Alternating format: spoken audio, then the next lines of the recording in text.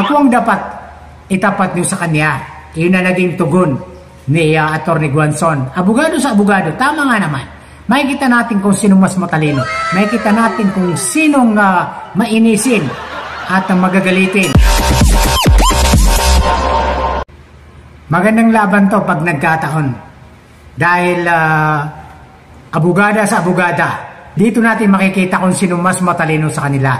Kung sinong ilalampaso ng isa't isa sa entablado.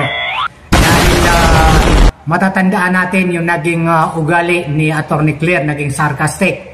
Dahil walang respeto kay Professor Strategist Malutikia. Kaya nagbigay ng pahayag si Atty. Guanzon. Siya daw ang itapat kay Auntie Claire. Abogada sa abogada. Attorney laban sa attorney. Makikita natin kung sino ilalampaso. Dahil ibinato ni Atty. Rowena Guanzon ang kanyang hamon matapos ng atensyon online ang mainit na sagutan ni Undersecretary Claire Castro at Political Strategist Malu Hikia sa TV5.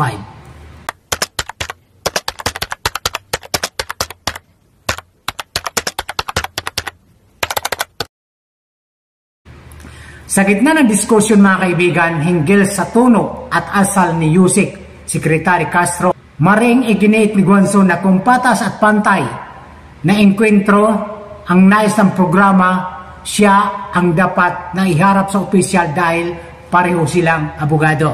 Ano masasabi niyo rito mga kaibigan? Dahil magandang laban to pag nagkataon. Atty. Claire at versus Atty. Guanzon. Siguro masyadong magiging high blood dito si Auntie Claire dahil mainisin siya. Pero si Atty.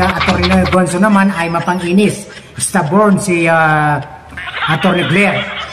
Ako ang dapat itapat niyo sa kanya. Yun na naging tugon ni Atty. Guanzon. Abogado sa abogado, tama nga naman. Makikita natin kung sinong mas matalino. Makikita natin kung sinong mainisin at magagalitin. Hindi kagaya ni Auntie Claire na magagalitin. Si Atty. Guanzon ay tatawanan ka lang. Kaya magandang laban to mga kababayan. Abangan natin yan pag nagkataon. Pag pinatulan to ni Auntie Claire, abogada sa abogada, laban sa laban.